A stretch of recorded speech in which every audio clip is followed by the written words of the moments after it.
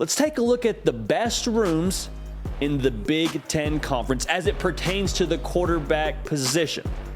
Need to say this. One, this is subject to change, okay? So if your school isn't where you like them right now, that's okay. This could be very different after the spring. Second thing I got to say, we're not ranking this based off of solely who the starting quarterback is. That's a part of it, but it's only a fraction of the equation, okay? So if you think J.J. McCarthy is better than X, Y, and Z quarterback, I agree. But that's not the only factor we're taking into account as we rank these quarterback rooms. Okay, again, not ranking the wallpaper or the light fixtures or any of the other amenities within the physical room. You with me? Without further ado, let's start at number 5. Number 5 quarterback room for me is the Penn State Nittany Lions. Some of you in State College, if you're listening while you're driving, just pulled over on the side of the road. Some of you that were doing work quietly in your cubicle, just ripped out your earbuds. This is not Drew Aller slander, okay? I mean, far be it from me to slander Drew Aller Bill, y'all, okay? You got Bo Pribula as your backup quarterback. So you got a 5-star in Drew Aller and a 3-star in Bo Pribula. Now Bo Pribula could be that guy, all right? It's far be it from me to talk down on Bo. But what I would say is, 1, he's a 3-star. 2, we haven't even seen Drew Aller yet.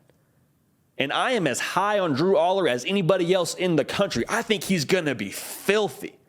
But the reality is we just haven't seen him on the field yet. So it's tough for me to say he's a sure thing and behind him you have a 3-star quarterback, again, who could be really good. It's like if you tell me to go to this restaurant and there's one good thing on the menu, everything else is but you've just heard it's good. Like you can't even tell me for sure because you haven't tried it yet. That's kind of where I'm at with Penn State. And Penn State has a ton to play for this season. He's going to have a ton of support behind him in the running back room, like Urban Meyer was just talking about. Nick Singleton, Katron Allen, both program guys, okay? Guys that are going to absolutely ball out this year and help Drew Aller as he's behind center. But I'm just saying, I can't rank them higher because I don't have more to go off of behind projections, okay? So very high on Penn State, very high on Drew Aller. No slander here, but for me, they're at number 5 in our Big Ten QB room rankings. Now, Drew Aller, I'll say this again, he could end up being the best quarterback in the Big Ten when all the dust settles in January. Like, that's how good he is. But this room, for me, they're 5 today. Tomorrow, stick around. Make sure you're locked in. Make sure you're subscribed. Got a ton of y'all rocking with us. We appreciate y'all for that. College football every single day. The content is right here. You found your home. So we appreciate y'all for that. Clocking at number 4 for us, Nebraska Cornhuskers.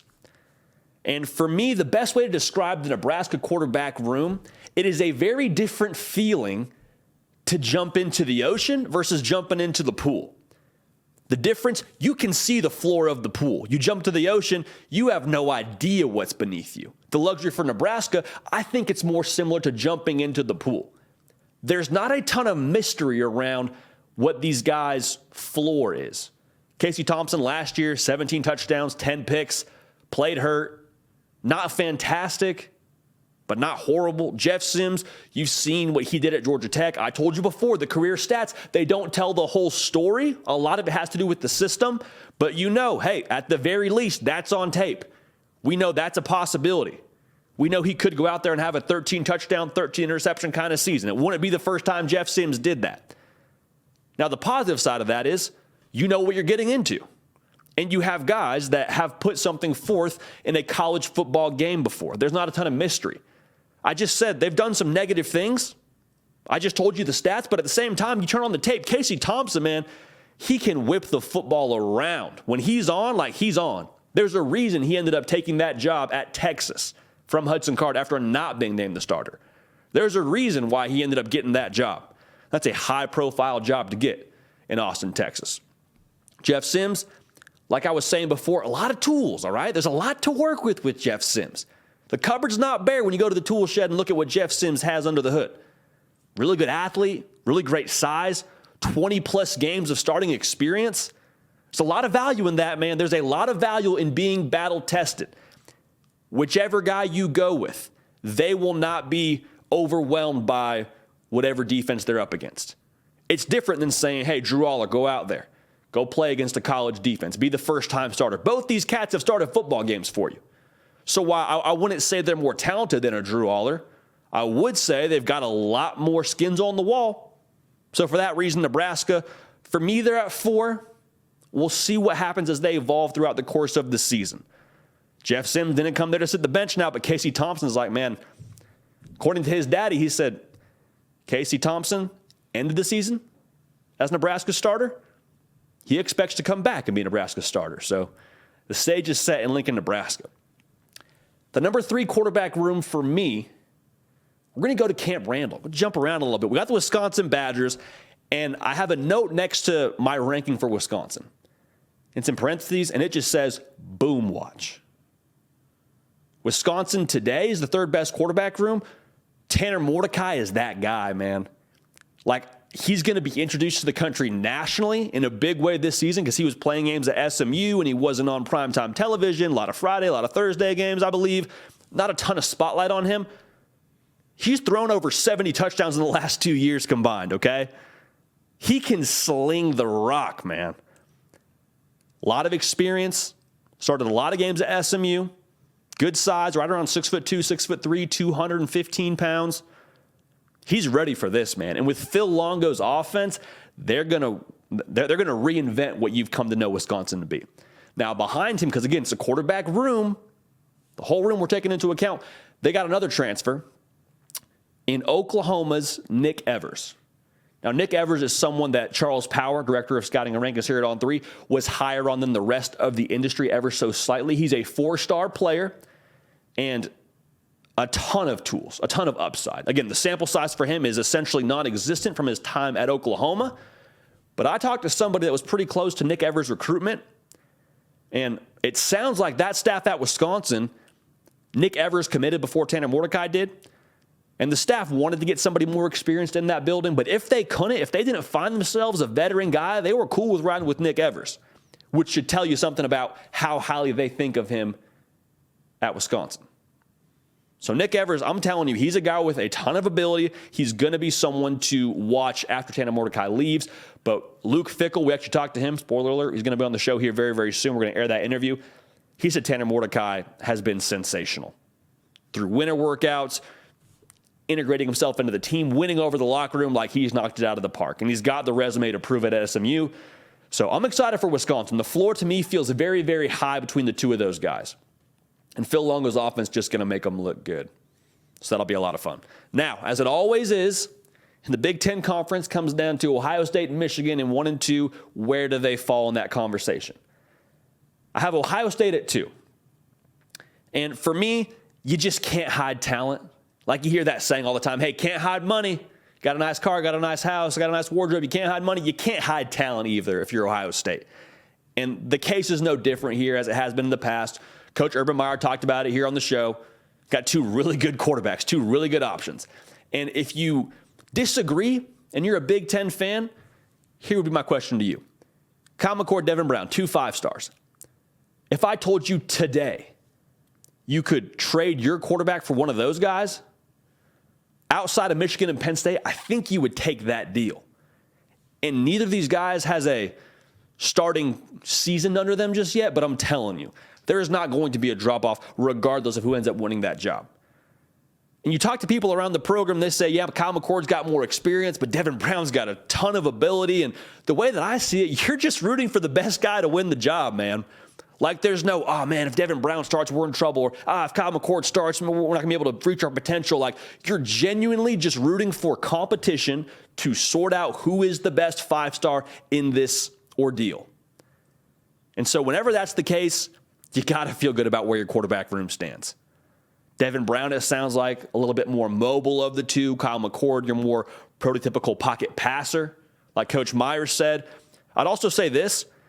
The skill position players at Ohio State might sort of act like makeup for whoever ends up being the starting quarterback there. Like Marvin Harrison Jr.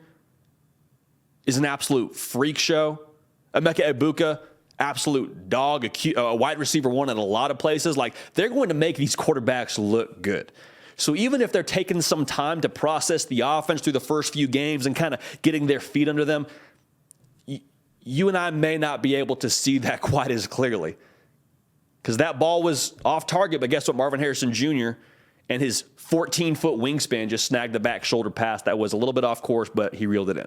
So keep an eye on that. Again, I think this battle will go into fall camp based on what we know about Ryan Day and the way that he's treated these quarterback battles over the course of time, but neither of them really played, but you can't go wrong with either of them, man. Like, that's just the reality. Two really good options for Ohio State. Now, if you're an Ohio State fan, you're probably objecting to the fact that we have Michigan as our number one quarterback room in the Big Ten Conference. Here's what I would say to that. It's hard to argue with jewelry, man. It's hard to argue with jewelry. And J.J. McCarthy now, I suppose, actually has 2 Big Ten championship rings, one as a starter. It's hard to argue with jewelry. J.J. McCarthy last year, 65% completion percentage, 22 touchdowns, 5 picks, 2,700 yards. He did what was asked of him. Michigan's like, we're going to play bully ball. We're going to rock with that. Anything J.J. McCarthy can do for us in the pass game, we'll rock with that too. But we're going to be a bully ball kind of team. I think that's still who they want to be in 2023.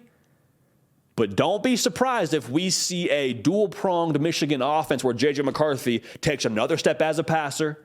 They give him a little bit more juice in the pass game and allow him to stretch the field with all these weapons they got coming back. Like, J.J. McCarthy so far has put a lot of exciting things forward. I think he's got even more under the hood that we're going to see this coming season. But like I just said, a lot of good things on tape already. Now, again, it's a QB room that we're evaluating. Jack Tuttle is his backup at Michigan. Now, Jack Tuttle might be a familiar name, formerly a 4-star quarterback, was at Indiana for a period of time. And the reason why I have him in this conversation, the reason why we have Michigan as high as they are, outside of just J.J. McCarthy, similar to what I said about Nebraska, Jack Tuttle sees live bullets, man, he's not flinching.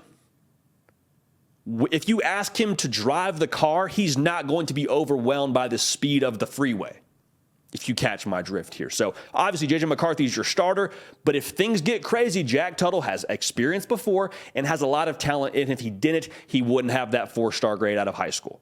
Now, his college career has left something to be desired for both himself and I'm sure Indiana fans, but Jack Tuttle, I believe, kind of increases that height of what the floor is in the Michigan quarterback room.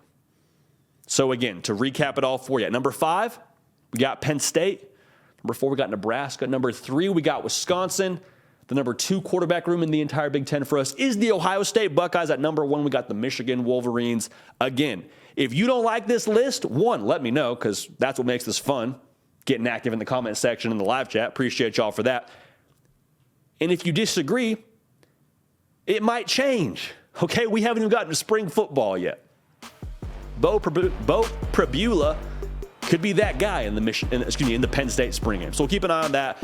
But that's how we see the Big Ten quarterback rooms shaking out right now. Hey, y'all, thanks so much for watching. Subscribe to the channel here to make sure you don't miss an episode of The Hard Count. Also, be sure to check out other videos on the On3 YouTube channel.